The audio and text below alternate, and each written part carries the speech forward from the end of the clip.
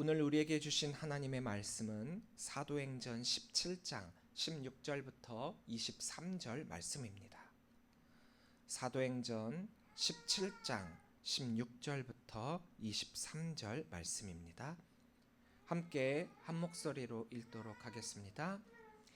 바울이 아덴에서 그들을 기다리다가 그 성에 우상이 가득한 것을 보고 마음에 격분하여 회당에서는 유대인과 경건한 사람들과 또 장터에서는 날마다 만나는 사람들과 변론하니 어떤 에피크로스와 스토아 철학자들도 바울과 쟁론할세 어떤 사람은 이르되 이 말쟁이가 무슨 말을 하고자 하느냐 하고 어떤 사람은 이르되 이방신들을 전하는 사람인가 보다 하니 이는 바울이 예수와 부활을 전하기 때문이러라.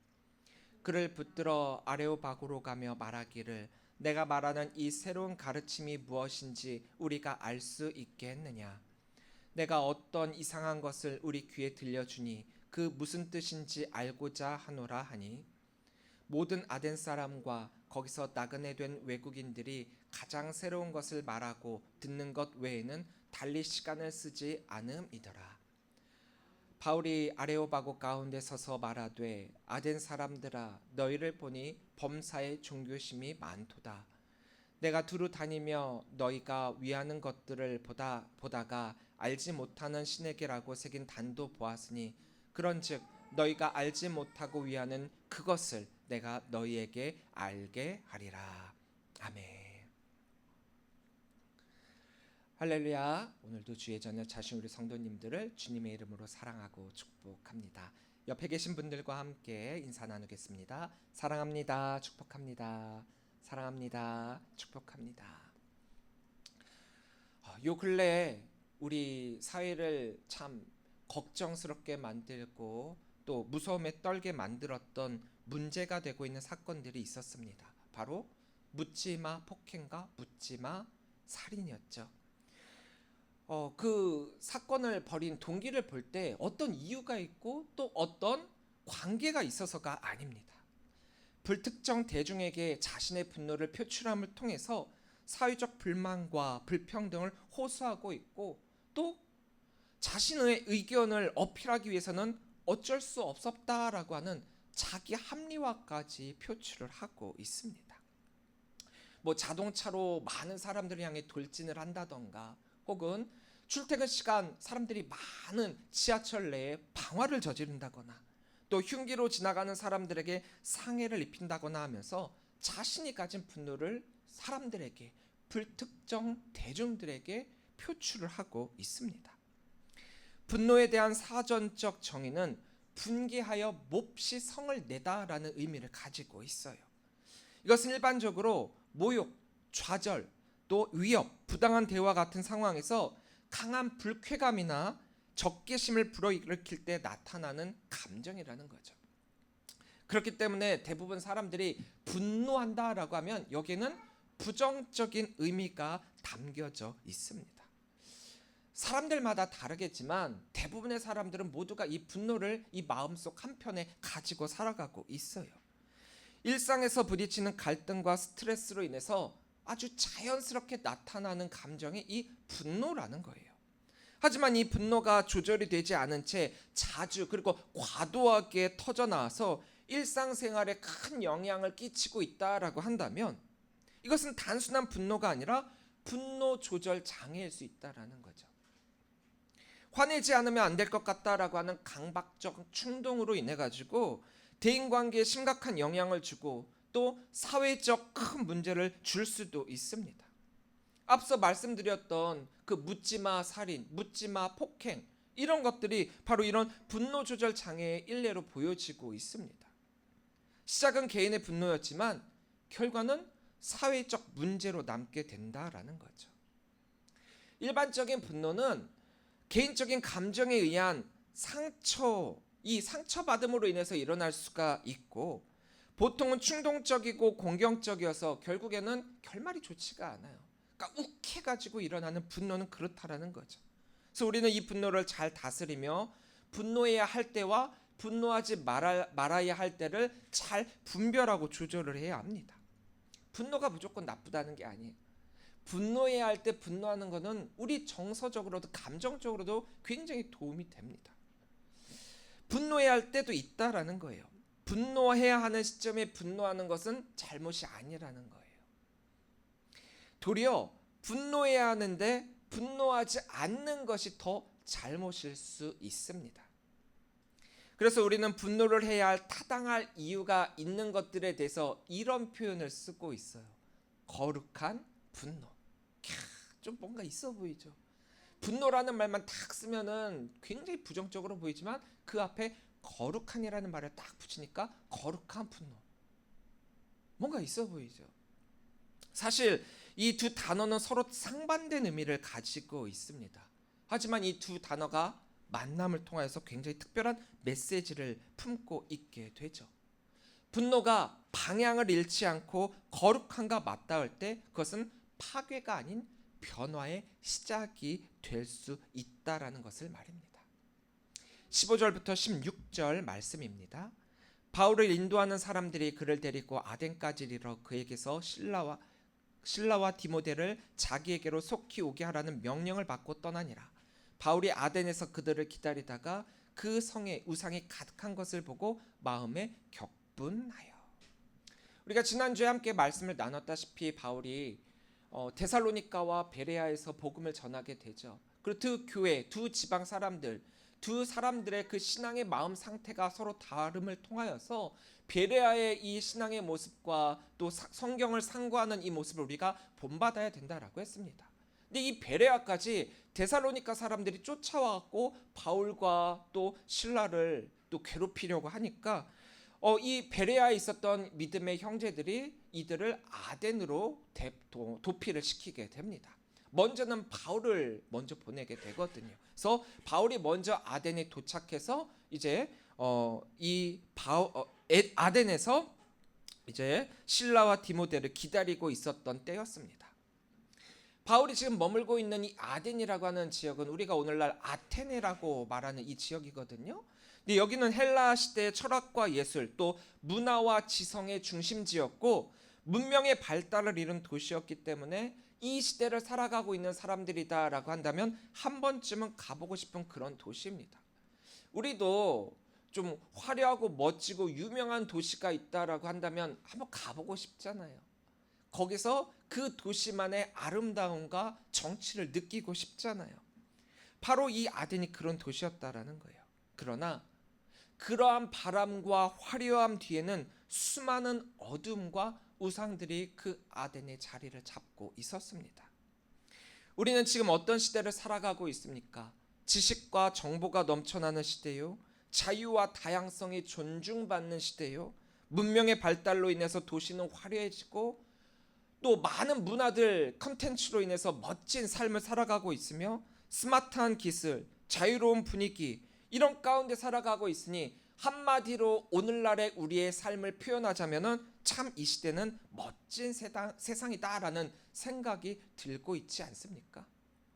그러나 이와 동시에 진리가 상대화되고 있고 하나님 없이도 살아갈 수 있다라고 믿는 그런 시대가 또한 오늘날입니다. 그 안을 깊숙이 들여다보면 하나님 없이 살아가는 모습들이 너무 많이 보여요. 사람들 스스로가 만든 가치들, 즉 성공, 외모, 인기를 우상처럼 섬기고 있다라는 거죠. 바로 오늘 바울이 바라보고 있는 이 아덴처럼 말입니다. 이런 아덴을 바라보고 있는 바울은 어떤 생각이 들었을까요?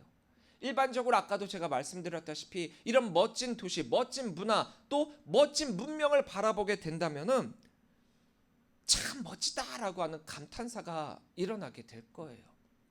그런데 바울의 첫 반응은 마음에 격분하였다입니다. 아니 이런 멋진 도시를 보면서 가보고 싶은 도시 1위 뭐 이런 도시를 갔음에도 불구하고 왜 바울은 이런 마음이 들었던 것일까요? 이유는 딱 하나입니다. 이 도시에 우상이 가득했기 때문이라는 거죠. 단순한 분노가 아닙니다. 앞에서 말씀드렸다시피 분노라고 하는 감정은 대부분은 개인적 감정에 의해서입니다. 하지만 바울이 지금 여기에 쏟고 있는 분노는 개인적인 감정에 의한 것이 아니라 단순한 감정이 아니라 하나님의 영광이 가려진 이 현실에 대한 거룩한 반응이라는 거예요. 바울의 분노는 자기 감정이 아니라 하나님의 영광을 위한 반응이었다라는 거죠. 그래서 바울의 분노는 거룩한 분노요, 하나님 중심의 감정입니다. 어떻게 보면 하나님을 사랑하기 때문에 생긴 그런 분노라는 거죠. 여러분들은 어떤 때 분노가 생깁니까? 바울에게 있어서 이 아덴이라는 도시는 겉으로 보여지는 화려함이 멋진 게 아니라 그 뒤에 숨겨진 어둠, 영적 어두움 때문에 분노가 일어나고 있어요. 아까도 말씀드렸다시피 분노라고 하는 감정이 일어나는 것은 그 자체가 나쁜 것은 아니라고 했습니다. 하지만 그 분노를 무엇에 대한 분노인가, 어떻게 그 분노를 쏟고 있는가, 이게 굉장히 중요하다라는 거예요. 바울은 철학과 문화의 중심지에서 지성의 탐구가 하나님 이외의 다른 우상 숭배로 이어진 그 현실을 마주하게 됩니다. 지금 이 아덴은요, 다신론의 도시예요. 우리가 그리스 로마 신화를 보면은 거기에 많은 신들이 존재하고 있잖아요. 이곳에는 그런 신들이 존재했고 또 사람들이 섬기는 신은 하나가 아닙니다. 여러 신을 섬기고 있어요. 왜냐? 신들은 저마다 전문 분야가 다 달랐거든요. 예를 들면 뭐 사랑의 신, 풍요의 신, 뭐 지혜의 신, 이런 식으로. 그렇기 때문에 풍성한 추수와 농사를 위해서라고 한다면은 바알 신을 섬겨야 되고요. 또 사랑을 위해서는 아프로디테에게, 아름다움을 위해서는 비너스를 섬겨야 됐었던 거예요. 그러니까 자기의 필요에 따라 신을 선택해 갖고 그 전문 분야의 신으로부터 복을 받는다라는 것이 이들에게는 너무나도 당연한 거였죠. 그리고 이렇게 여러 신을 섬기는 것이 당연하니까 신들이 또 다른 신들에 대한 그런 시기나 질투, 자신만을 섬기라 하지 않고 어떻게 보면은 여러 신들을 두루두루 섬기는 것이 이들에겐 굉장히 당연하고 관대했죠. 이들에게 여러 신들은 우상이 아닙니다. 내가 섬기는 신 외에 다른 신이 존재하는 그 신이 우상이 아니라는 거예요. 그냥 다른 신이에요. 다를 뿐이에요. 내가 섬기지 않는 신일 뿐이라는 거죠. 이런 현실을 바라보면서 바울은 극도로 분노를 한 겁니다. 아니, 어떻게 보면은 이들에게 있어서 바울은 이방인이에요. 굴러온들이 와갖고 분노를 하고 있는 거예요. 이해가 되지 않을 수 있죠. 그런데 하나님 한 분 외에는 그 어떤 신도 없다라고 하는 유일신 신앙을 가지고 있었던 바울로서는 이들의 이러한 모습은 도무지 참을 수 없는 거룩한 분노가 그에게 일어날 수밖에 없었던 것이죠. 17절입니다. 회당에서는 유대인과 경건한 사람들과 또 장터에서는 날마다 만나는 사람들과 변론하니. 바울의 거룩한 분노는 그로 하여금 가만히 있을 수 없게끔 만들었습니다. 그래서 거룩한 분노, 나에게 이 거룩한 분노가 일어나게 될 때 이것이 나 혼자만의 소리로 끝나서는 안 된다라는 거예요. 혼잣말을 아무리 많이 한다라고 한들 아무도 그것이 진리인지 알지 못합니다. 주저해서는 안 된다라는 거죠. 바울에게 거룩한 분노가 일어나게 됐을 때 그는 즉시 행동으로 옮겼어요. 우상 숭배에 대해 단지 마음속으로만 분노한 게 아니었다라는 거죠. 이것을 어떻게 해야 되는가? 그 분노를 행동으로 옮기게 돼요. 그는 회당에서는 유대인과 경건한 사람들과는 토론을 하고 또 장터에서는 날마다 만나는 사람들과 변론하며 복음을 전하고 있습니다. 여기에는 철학자들도 있어요. 자, 철학자. 우리가 오늘날에는 철학 그러면 굉장히 머리 아프고 뭐 별거 아니고 우리가 철학관 그러면 뭐 점치는 거 그런 정도로만 생각하지만 이 당시의 철학은 지성의 최고봉입니다. 모든 지혜와 지식의 최고봉이 이 철학에서 나온다라고 생각하고 있었던 때예요. 그러니까 철학자들이다라고 한다면은 그 당시에 가장 똑똑한 사람들이라는 거죠. 그런 똑똑한 사람들을 만나서 그들과 토론을 하고 있다라는 거예요. 바울은 이들과 변론하면서 복음을 전하고 있습니다. 복음을 전하는 것을 통해서 우상 숭배의 잘못을 바로잡고자 했다라는 거예요. 우리가 거룩한 분노를 느낀다면 그것은 단순한 그 감정으로만 그쳐서는 안 돼요. 우리 한국 사람들은 참는 거에 너무 익숙하죠. 참는 거에 익숙해요. 일반적인 사람들은 참는 거에 익숙합니다. 뭐 간혹 잘 참지 못하고 분노 조절하지 못해가지고 욱해가지고 막 여러 가지 이슈와 문제를 일으키는 사람들도 간혹 있지만, 대부분의 한국 사람들은 마음에 참는 것이 너무 익숙해서, 우리 한국 사람은 한이 많다라고 하잖아요. 한이 너무 참는 거에 익숙하니까. 저도 목회를 하면서 참 참는 거를 많이 하게 됐어요. 제가 화가 없는 사람은 아닙니다. 근데 화를 안 내려고 무진장 노력을 해요. 왜냐? 화를 한번 내기 시작하면은 주변 사람들이 제가 너무 무섭대요. 그래서 일반적으로 저를 알고 있는 사람들은 제가 무섭다라는 감정을 한 번도 가져보지 못할 텐데, 제 주변에 있는 가족들이나 또 오랫동안 저를 알고 지내던 분들은 제가 화내는 모습을 간혹 보기 때문에 저보고 화내지 말래요. 그래서 저는 정말 되도록 화 안 내려고 참고 있고, 그리고 어떤 때는 정말 조용히 이야기를 하는데 그것도 화를 내는 거라고 얘기할 때가 있어요. 근데 정말 화를 내면 아마 제가 생각할 때도 굉장히 크게 분노하며 화를 내는 것 같아요. 근데 그래서 거의 안 해요. 1년에 한 번 낼까 말까? 그 정도 그렇게 하고 있습니다. 이렇듯 한국 사람들은 많이 참고 있죠. 그런데 우리가 이 거룩한 분노를 느끼게 될 때, 이것은 단순한 감정으로 그냥 그쳐서는 안 된다라는 거죠. 거룩한 분노는 참아서는 안 된다라는 거예요. 우리는 그 분노를 바탕으로 복음을 전해야 하고, 세상의 죄와 잘못된 신념에 대해 목소리를 내야 된다라는 거예요. 오늘날 우리가 겪고 있는 여러 가지 사회적, 윤리적, 어떻게 보면 또 종교적 이런 문제들에 대해서 침묵하는 것이 아니라 하나님의 진리를 전하는 행동으로 나아가야 된다라는 거죠. 요즘에 참 많은 일들이 일어나고 있잖아요. 대선을 겪으면서 뭐 좌파 우파 이런 것 다 빼고 저는 그냥 한 가지만 얘기하고 싶으면, 교회가 갈라졌어요. 저 이게 너무 마음 아파요. 교회가 갈라진 이유가 뭘까요? 저는 여기에 거룩한 분노라고 하는 이 방향이 잘못됐기 때문이라고 생각이 들어요. 왜 이들이 교회가 갈라질 수밖에 없는 상황이었습니까? 저는 아니라고 생각해요.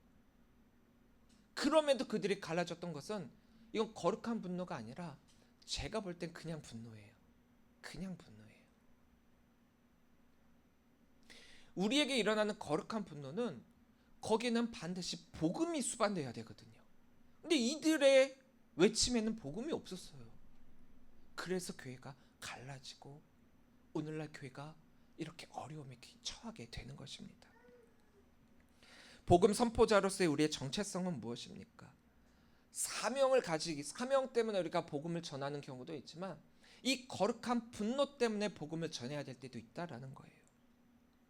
오늘날 우리도 세상 속에서 하나님의 이름이 무시당하고 우상이 높임받는 이 현실을 볼 때 나와는 상관없는 일이다라고 치부하면서 무관심하지 말고 분별해야 한다라는 거예요.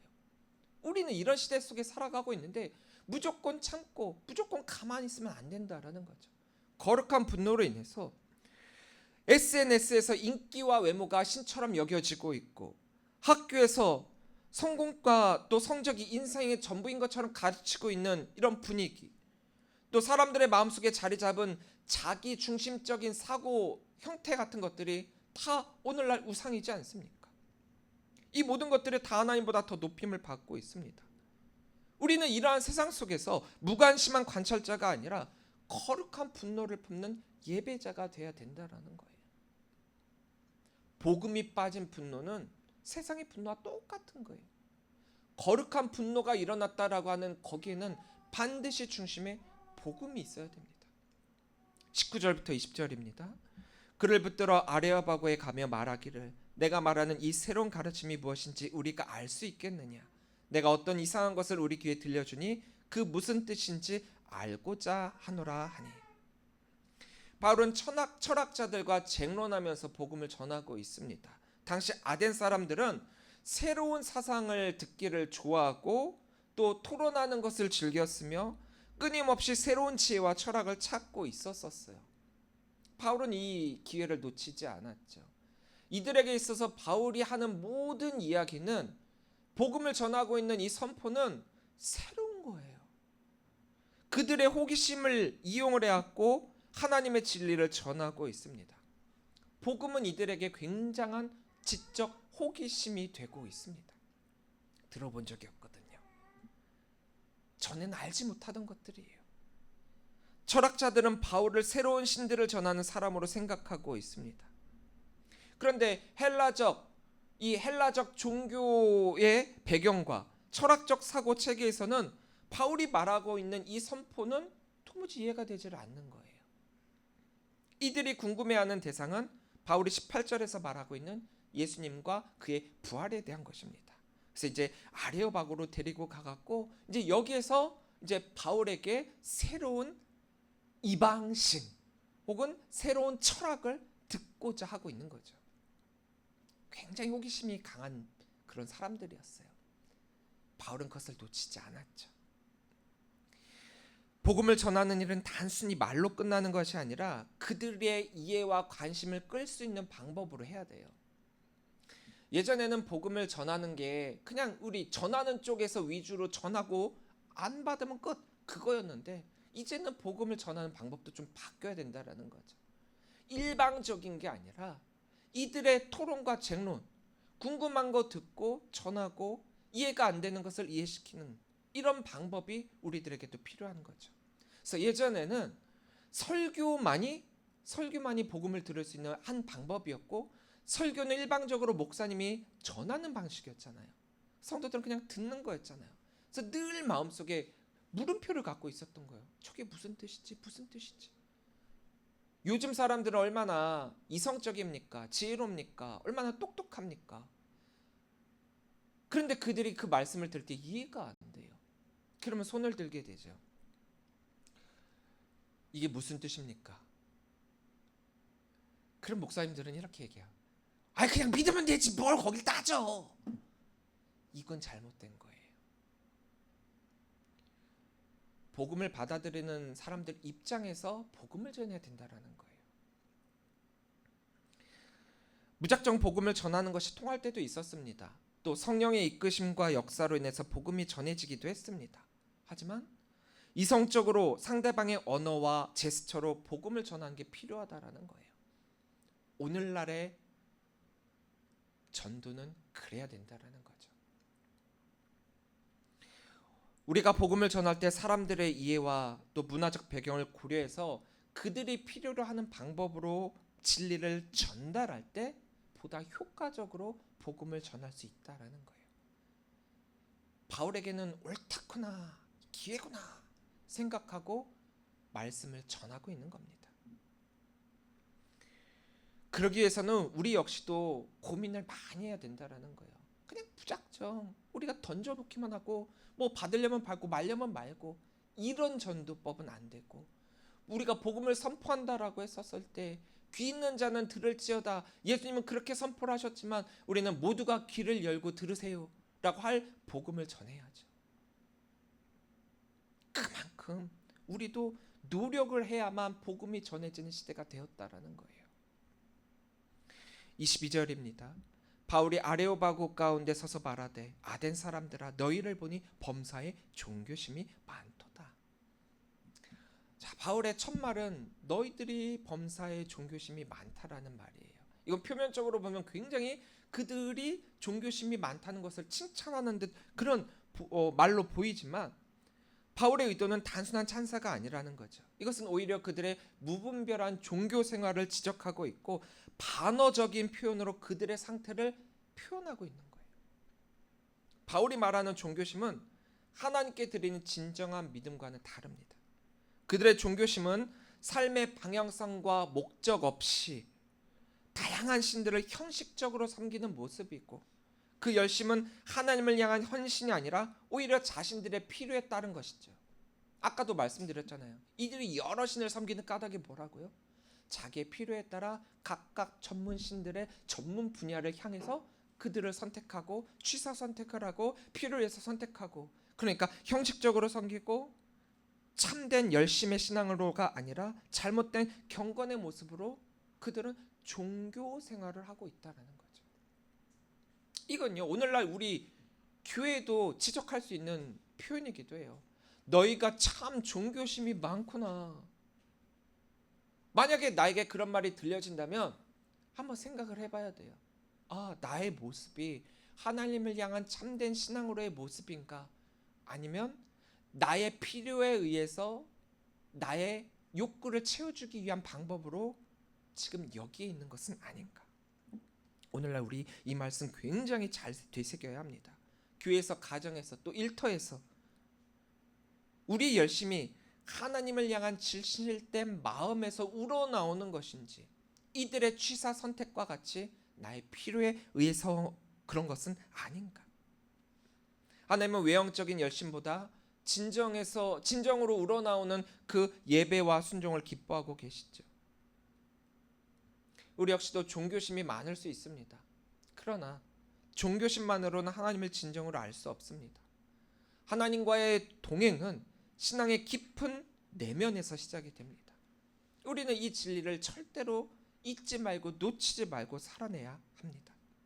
23절입니다.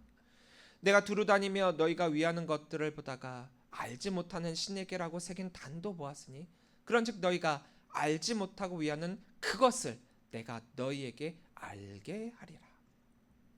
자, 다신론의 도시답게 여러 제단들이 있어요. 여러 신들을 위한 제단이 있어요. 뭐 제우스를 위한 신, 아프로디테를 위한 신, 제단 뭐 여러 개가 있습니다. 그런데 참 특이한 제단이 하나 있어요. 어떤 제단이냐? 알지 못하는 신에게라고 하는 제단도 있다라는 거죠. 이들은요, 어떻게 보면 굉장히 이성적이고 또 어떻게 보면 지혜롭다고 할 수도 있겠죠. 왜냐? 인간 지식의 한계로 인해서 그들이 알지 못하고 나누지 못하고 그래서 섬기지 못하는 신이 있을 거다라고 추측을 하는 거예요. 지금 우리들에게 알려진 신들은 이들 아무개가 있는데 우리의 지식의 한계로 인해서 사실 더 많은 신이 있음에도 불구하고 우리가 알지 못하는 그 신이 있을 거다. 우리가 만약에 이 신들을 놓친다라고 한다면 이 신들의 그 전문 분야에 그것을 우리가 받지 못하게 될 것이니까 이름은 알지 못하지만 어디에 어떻게 존재하는지는 모르지만 이 알지 못하는 신들에게 제단을 쌓아서 이들이 주는 복도 받아야 되지 않겠느냐. 이렇게 일종의 안전장치 같은 것으로 이 제단까지 만들었다라는 거예요. 인간적인 생각으로는 굉장히 똑똑한 거죠.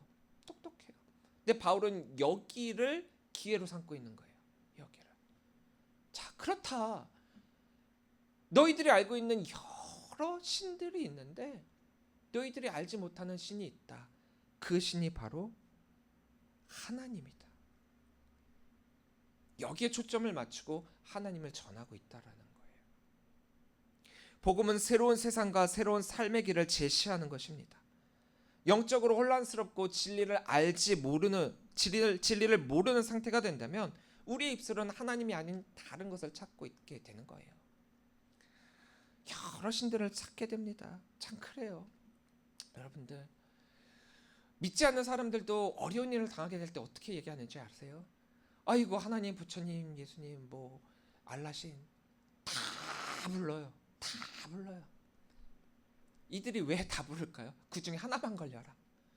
하나만 걸려서 내 어려움을 극복하게 해줘라. 참 여러 가지를 던지고 있습니다. 하지만 여러분들도 알다시피 여러 신들에게 던지는 하나만 걸려라는 절대로 걸릴 수가 없습니다. 절대로 걸릴 수가 없어요. 하나님이 안 들어서요? 아니에요. 다 듣고 계시죠. 그들이 말하고 던지고 있는 것은 다 우상이에요. 그들은 하나님의 이름을 외치고 있지만 정작 하나님을 찾는 게 아니잖아요. 자신의 필요에 의한 것을 찾고 있잖아요. 똑같다라는 거예요.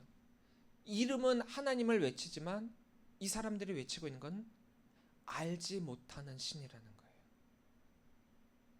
그들이 제대로 섬기지 않는 신이라는 거예요. 그런데 의외로 우리의 삶도 그런 종교적 행태를 보일 때가 참 많이 있다라는 거죠. 신앙으로가 아니라 종교심으로 말입니다. 하지만 기억하세요. 종교심은 결코 여러분들에게 제대로 된 길을 제시할 수도 없고 진리를 줄 수도 없습니다. 바울은 아레오바고에서 복음을 전하면서 그들에게 하나님만이 참된 신임을 선포하고 있습니다. 바울의 메시지는 우상 숭배와 비교하여 하나님만이 참된 구원의 신이시라는 것을 선포하고 있는 거죠. 하나님 외엔 다른 신이 없다. 하나님만을 섬겨야 된다. 하나님도가 아니에요. 하나님만이. 오직 하나님만을. 바울은 그들에게 이렇게 선포합니다. 너희가 알지 못하고 섬기는 그것을 내가 너희에게 알게 하리라. 이 말은 단순한 설명이 아니라 복음 선포자의 선언이에요. 무지 속에 있는 사람들에게 참 하나님을 드러내는 사명자의 고백입니다. 이렇듯 복음은 교회 안에만 머물러서는 안 돼요. 근데 오늘날엔 자꾸 복음이 교회 안에만 머물러 있습니다. 어떻게 보면 우리 집 식구끼리의 잔치가 되고 있죠. 복음은 교회 밖으로 나가야 돼요. 교회 안에만 머물러 있어서는 안 돼요. 교회 밖으로 나가야 되죠. 복음이 교회 안의 핵심적 근본이라면 우리의 복음의 선포는 세상을 향한 표대가 돼야 된다라는 거예요. 복음 선포자는 단지 말을 잘하는 사람이 아닙니다. 하나님을 제대로 알고 하나님과 동행하는 사람이고 삶으로 그 하나님을 드러내는 사람입니다. 우리는 말뿐이 아니라 삶의 태도, 선택, 관계, 또 가치관을 통해서 하나님을 알게 하는 존재가 돼야 된다라는 거죠. 그러기 위해서는 우리가 먼저 하나님을 진정으로 알고 있어야만 합니다. 내 삶으로 하나님을 증거해야죠. 바울은 아덴에서 거룩한 분노를 느꼈습니다. 그 분노는 세상을 향한 혐오가 아니에요. 어떻게 보면 안타까움이죠. 바울의 분노는 안타까움입니다. 하나님이 저들에게 알려지지 않은 안타까움, 저들이 하나님을 알지 못하는 안타까움. 그래서 거짓 가운데 저들은 진리고 지혜고 최고봉의 지식을 갖고 있다라고 하고 저들은 스스로가 잘하고 있다라고 여기고 있지만 허우적거리며 물속에 빠지고 있고 헛짓거리를 하고 있고 저들이 섬기고 있는 모든 것들은 다 부서지고 없어질 우상들인데 그 가운데 있는 그들을 보면서 바울의 이 거룩한 분노는 이것은 세상을 향한 혐오로서의 분노가 아니라 하나님의 영광을 위한 열정이었습니다. 그리고 그 분노를 복음 선포로 연결시키고 있고 또 사람들에게 참 하나님을 알게 하는 삶을 살아가고 있지 않습니까? 오늘 우리도 이런 복음을 전하는 전파자로서 선포자로서 우리는 부름을 받고 있습니다. 무관심한 관찰자가 아니라 거룩한 분노를 품은 사명자로서 말입니다. 만약에 이 세상을 살아가는데 우리가 거룩한 분노가 일어나지 않는다? 뭔가 잘못됐어요. 뭔가 잘못됐어요. 이 세상은 거룩한 분노가 일어날 수밖에 없는 세상입니다. 왜요? 악한 영이 다스리고 있는 세상인데 어떻게 우리가 분노가 안 일어날 수가 있겠습니까? 하지만 이 거룩한 분노가 일어나게 될 때 그 분노에 대한 방향성은 분명해야 된다라는 거죠. 복음을 가지고 복음을 들고 세상을 향해 우리는 이 시대의 아레오바고에 서 있습니다. 아레오바고라고 하는 이곳 지식을 토론하고 또 어떤 법정의 의미도 가지고 있는데요. 이곳에서 이제 바울은 복음을 선포하고 있습니다. 사람들은 여전히 알지 못하는 신을 섬기고 있죠. 그렇게 우리도 이 바울처럼 이렇게 선포할 수 있어야 되는 것입니다. 너희가 알지 못하고 따르는 그것은 참된 신이 아니며 내가 너희에게 참 하나님을 알게 하리라. 이 선언은 바로 오늘날 모든 교회가 오늘의 모든 성도들이 세상 속에서 선포해야 할 복음인 것입니다. 사랑하는 성도 여러분, 여러분들은 어떤 때 분노하십니까? 분노해야 할 때 분노하는 건 죄가 아닙니다. 하지만 거룩한 분노가 있음에도 불구하고 가만히 있는 건 죄입니다. 거룩한 분노를 가지고 복음을 전하는 이 바울의 모습을 보시길 바랍니다. 아덴에서 바울이 경험한 우상 숭배에 대한 분노는 단순한 감정적 반응에 그치지 않고 행동으로 옮기며 그것을 하나님의 진리와 구원의 길을 선포하는 강력한 결단으로 바꾸고 있습니다. 오늘날 우리가 살아가는 세상도 여전히 우상 숭배와 잘못된 신념 속에 있지 않습니까?